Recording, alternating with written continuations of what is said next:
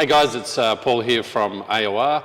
Today I've got Michael from CompoCloset. He's here to show us the new composting toilet, which we're putting in as standard across the range, except for the Odyssey, but you can get a portable one for that. We're going to go through some of the features and what you need to do when you first pick up your van. So, this is a separation toilet. So all the liquids will always drain down the front and the solids will always go down the back.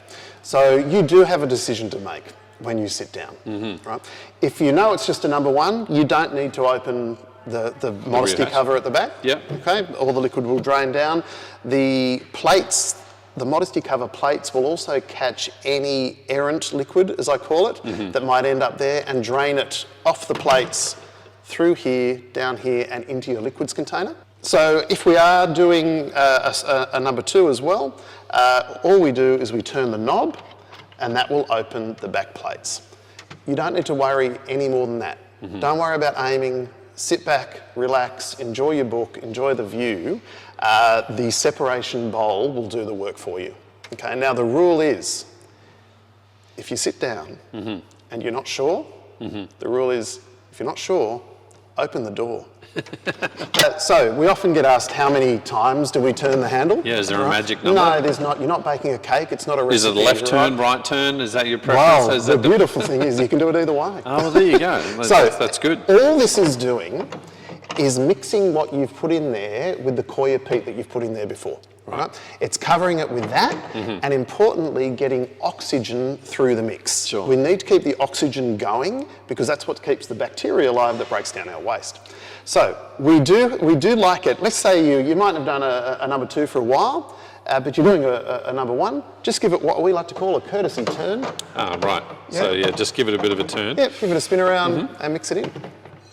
Gotcha. Yeah, we do get asked that as well about if I've, been out for a weekend or a week and then I want to leave the van like parked up for 2 or 3 or 4 days and then go out again in it. No problem. Not a problem? Not a problem. Should we oscillate or turn more regularly or agitate regularly? 3 or 4 days is fine. Sure. I've let mine go for 6 months. Yeah, right. You go away for a week, Yeah. come home, it's not ready to empty. Sure. The longer you leave it, the better it gets.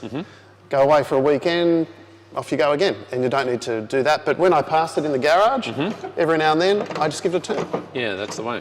Okay. So how long can we expect that one peat mix will last? Excellent question.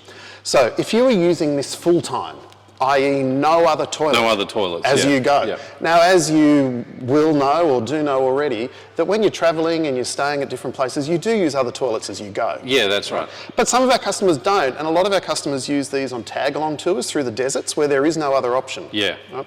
So our customers, and through our experience, 2 people, and yes, there are some variables here, but 2 people typically will get between 2 to 3 weeks full-time use out of that solids bin. Yeah, right? Nice. But in reality, much longer than that. And so with the coir brick that it comes with, which is essentially, which comes in the handover kit with all the AORs, that's 2 loads of that really. So really it can be more than a month. Yeah.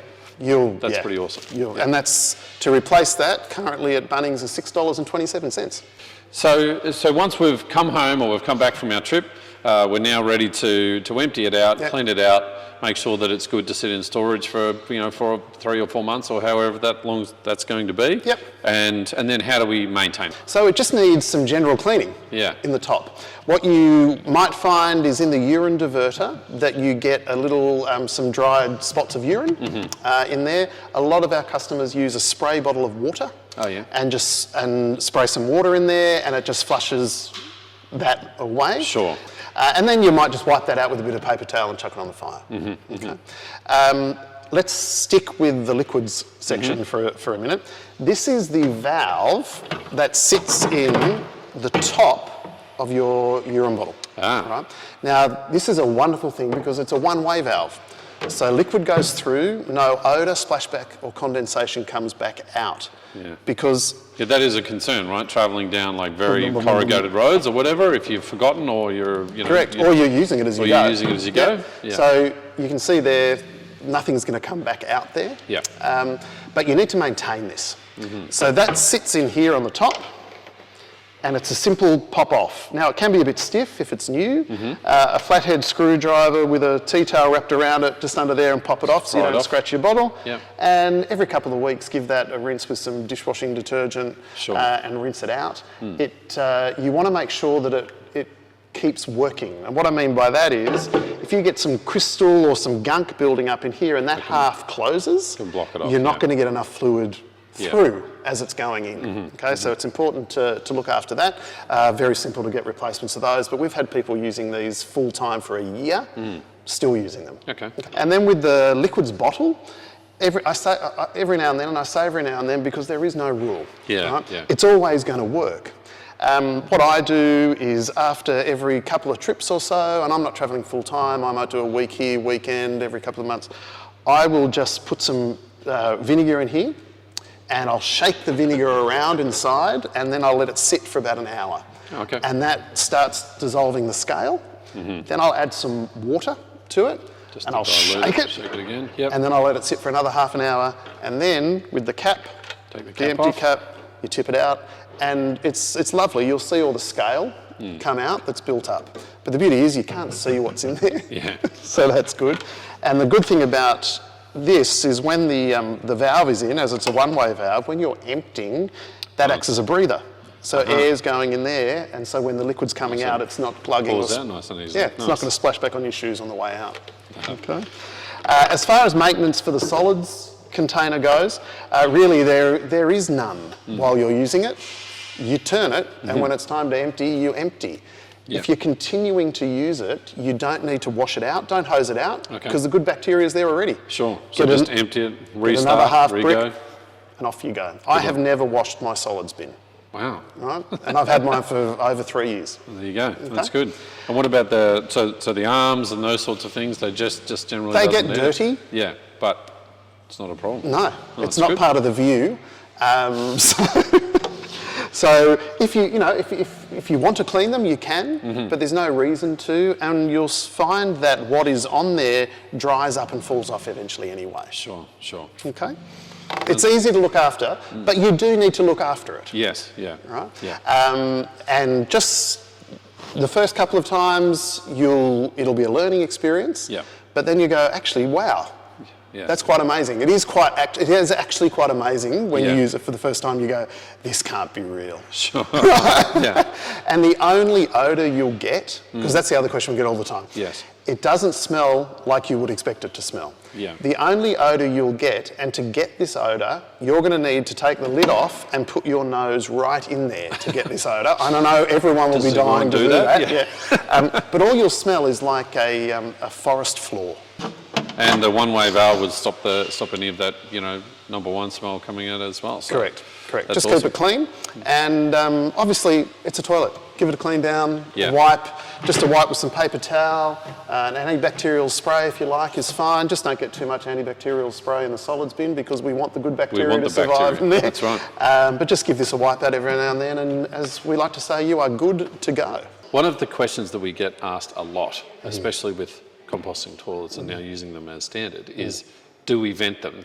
And maybe you can just give us a rundown on how Cuddy works with venting and not with venting, and how we can go about doing that. Yeah, great. For those of you who are getting an AOR van in which this is being installed, so that'd be in the Matrix and in the Quantum possibly, right?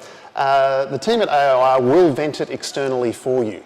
So that will mean there'll be a fan running 24/7 that's slowly drawing air through the cuddy out into the atmosphere. Why is that important? Because the good bacteria need oxygen, and also 70%-ish of what you put in the solids bin is moisture anyway.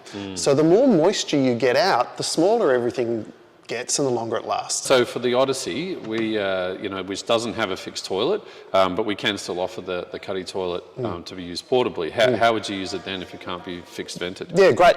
And that's the versatility of Cuddy is its key. So what I would recommend in that situation is when you're travelling and you're in your Odyssey and you've got this inside your van, there's no need to run power to it. Doesn't matter. You might go for a week and not run power to it. It's okay. Inside, to use it at night, and don't worry about not running the fan, that's fine. When you put the Cuddy outside in your drop-down ensuite, you can just run a 12-volt cord to it from a SIG plug or an Anderson or whatever it is, plug it in while it's outside, and then it just vents into the atmosphere. Oh. And you might do that, you know, once a week, twice a week, whatever it is, doesn't matter.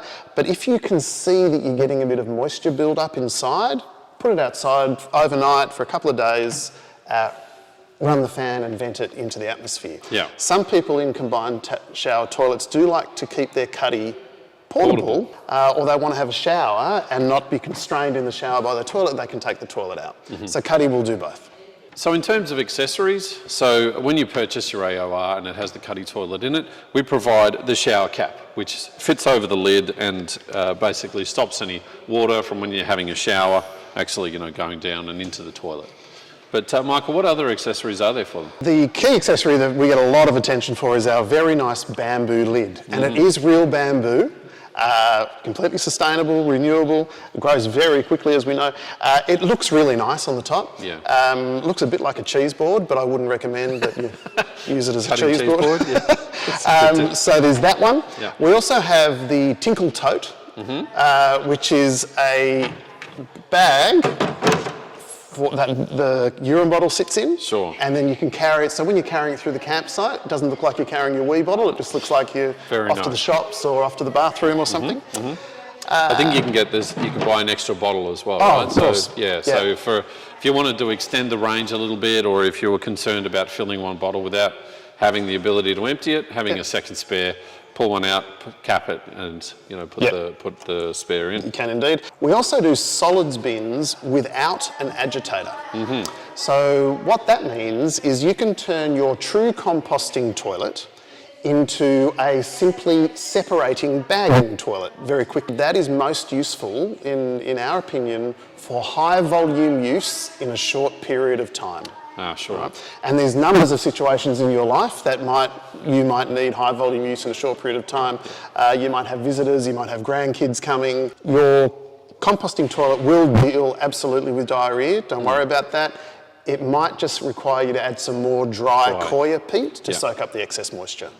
The only other accessory, Paul, is if people are keeping theirs portable. Oh, yes. We've got the carry bag. The travel bag, which makes it really easy to move in and out, protects it, and it's designed so you don't have to take it out of the bag to use it. You've got access to the agitator and access for power and venting on the back too. All right, thanks guys. That is the Cuddy composting toilet and its operation. If you're after some more information or some blogs or videos, if you jump onto Michael's website, there's heaps of information there with lots of articles and lots of how-tos. So CompoCloset.com.au. There you go. And we'll put the links in the video. That's it for today. Thanks, Michael. Travel well. Appreciate you coming down. Thanks, everyone. Take care.